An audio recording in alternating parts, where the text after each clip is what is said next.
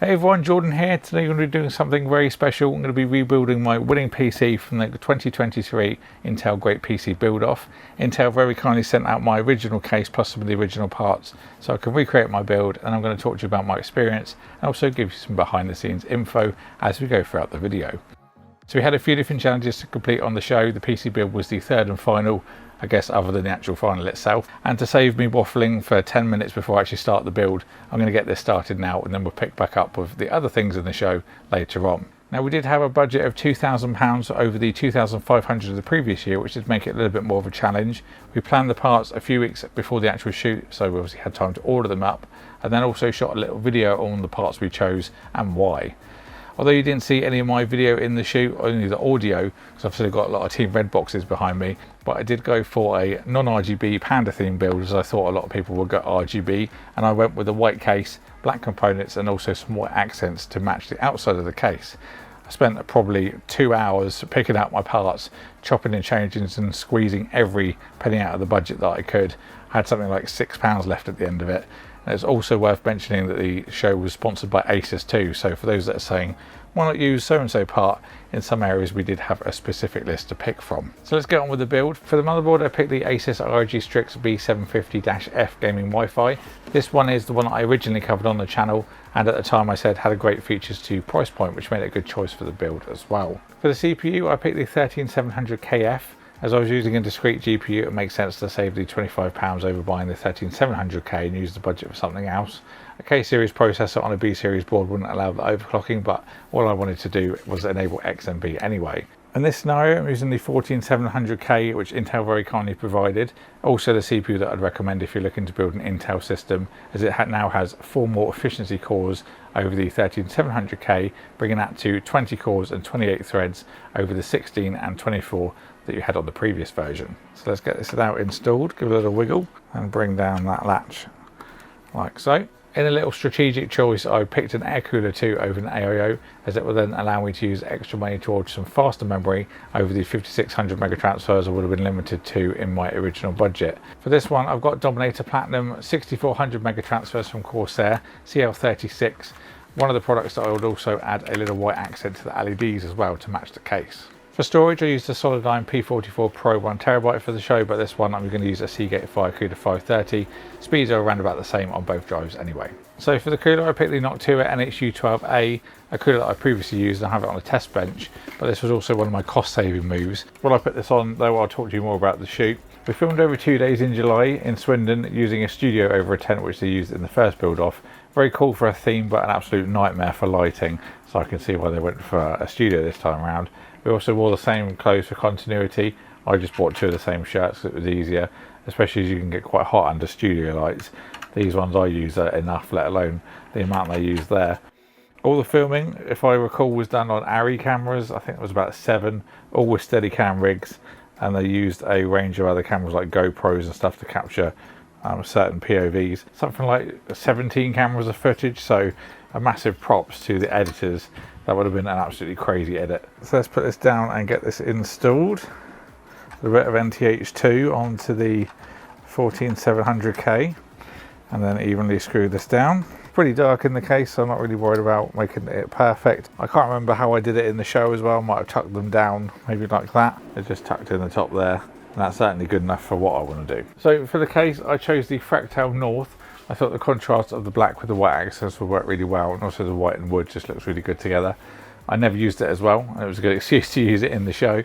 I've also used a couple of white cable extensions that I put on the Asus Tough Power Supply, and then I had the Asus 4070 dual graphics card that used an 8-pin PCI extension to give it a little bit of colour. That was white one again.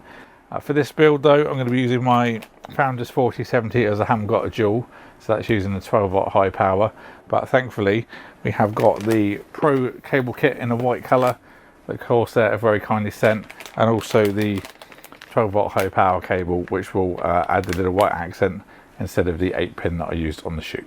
Generally speaking, there were 2 cameramen on whoever was talking at the time, one focused on the person and then we had the other one on what they were doing.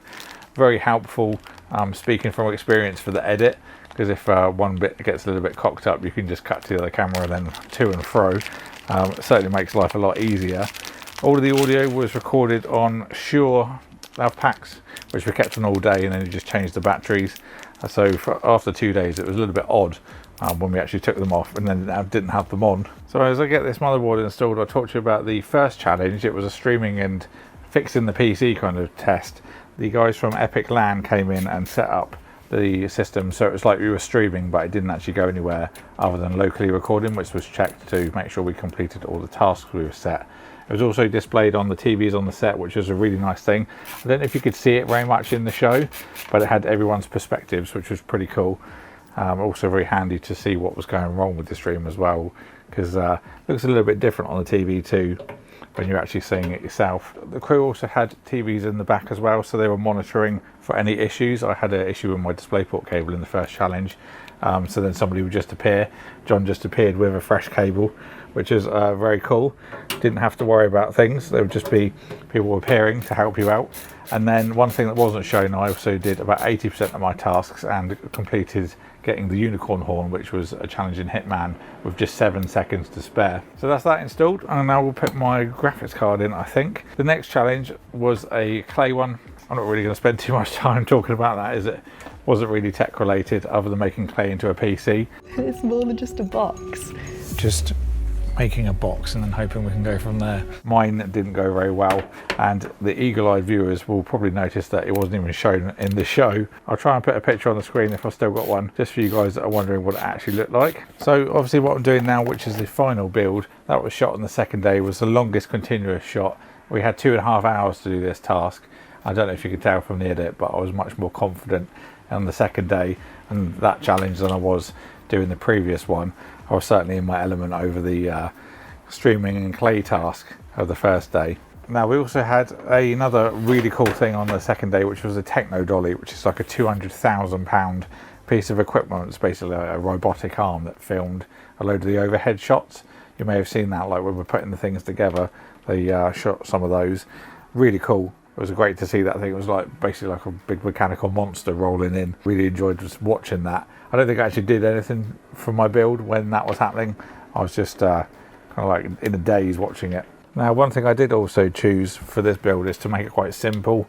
I didn't want to be faffing with loads of RGB stuff and software to try and make it look good. So that's why I went with a very simple, like black and white and then white accent theme. But that's that. All I need to do now is just put my front panel and my additional fan in. But that is pretty much my build. I will then just set the RGB on the RAM for white, and I'll give you a closer up look at the system.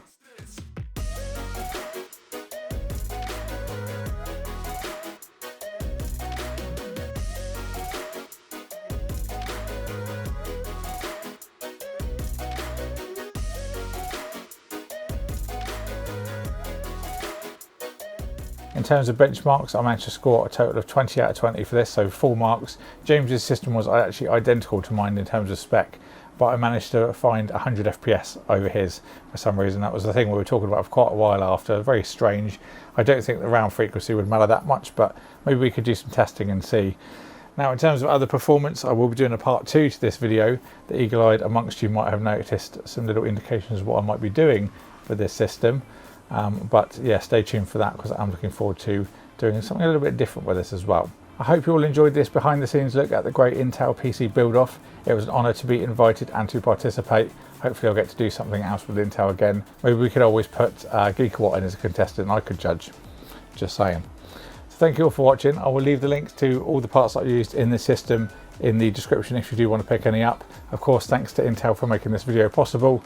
Thank you for watching, and I'll see you all in the next one.